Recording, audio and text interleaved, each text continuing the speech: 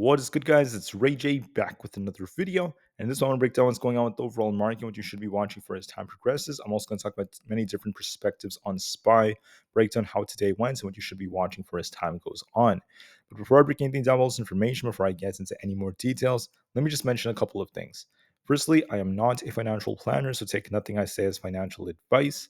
And also, if you guys can, please smash the like button if you want to see more videos like this. It not only benefits me, it benefits the entire community as a whole.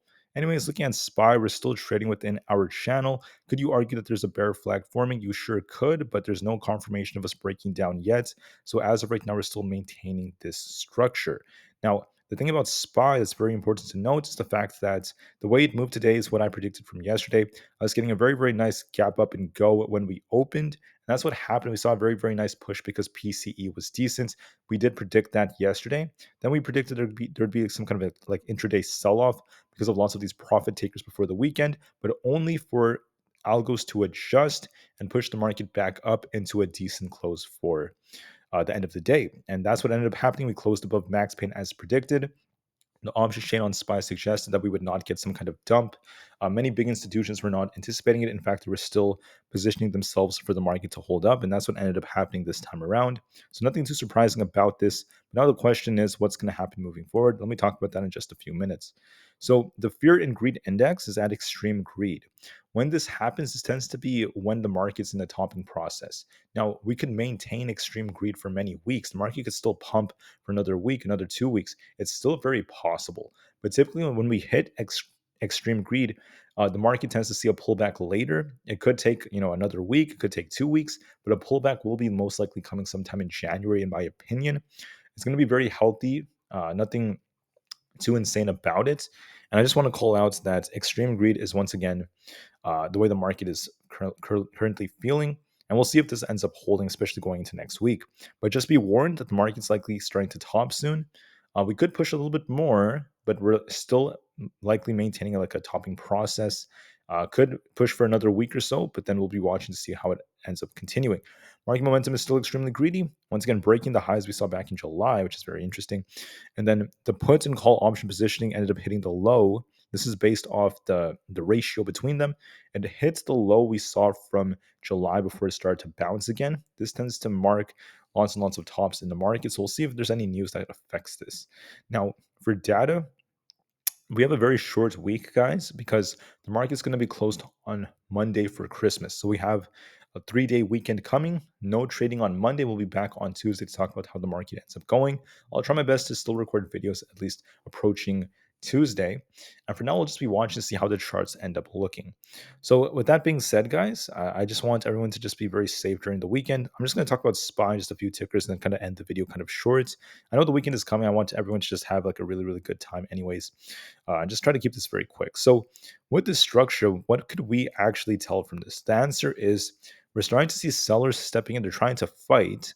They could bring SPY down here and there, but overall, SPY is still holding up very nicely, and the buyers are still defending well. They still have the edge overall. On the 4-hour time frame, we're going to go to the bigger time frames now.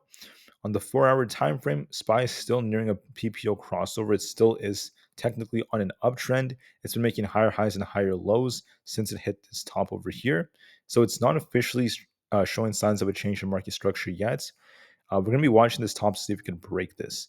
If we go to the daily time frame, right over here, you'll notice that on the daily, SPY looks kind of indecisive, but the daily candlesticks don't really tell us everything because there was a day where we had a bullish daily close, pushed up a little bit more, then we got a bearish close. This is a very bearish looking candlestick, only for us to come back up and turn more bullish. Pretty crazy stuff, right? So they're trying very hard to trick as many people as possible, make this very difficult, and there's a lot of market manipulation that's going on simultaneously.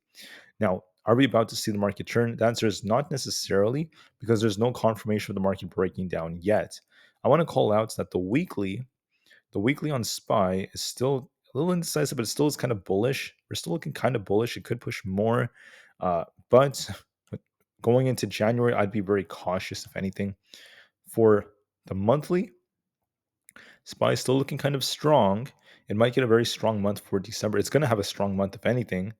But we'll have to see what happens for the upcoming month for January, as things could still turn nonetheless. So you just want to be very careful when looking at all these different developments. So what do I see for the chart? Honestly, guys, we're on a nice uptrend right now. We're making higher highs, higher lows. There's no sign of us losing 472 on SPY quite yet. Like a close below 472. If anything, we haven't even lost 470. So there's no real reason for me to turn extremely bearish unless we get those breaks and some kind of a negative catalyst. We need to see market structure change. So basically, we've been doing this, going up and down, making higher highs and higher lows. Well, if you want to turn bearish, you want to see it do the opposite. You want to see this thing make a lower high like this, then like break down from here, another lower high. That's how you turn bearish. You want to see that establish. So far, we technically don't have this, so I wouldn't necessarily count it just yet. I want to be watching to see how it reacts to support for now. And the best thing to do is just watch it, just to be very, very patient. Now, one thing I want to add is that we had a very, very interesting looking formation yesterday. We got this nice push up right over here. And one of the really, really interesting areas in which one could have just like bought would have been like this retest from the 0.618. So I was actually eyeing this like as a potential trade yesterday. But anyways, I'm not going to worry too much about Fibonacci's for now. I'm just going to talk about what things are doing. We're still holding up nicely. We'll see if SPY gets a break or not. But as of right now, it is still respecting an uptrend. We'll have to see if there's a change in market structure.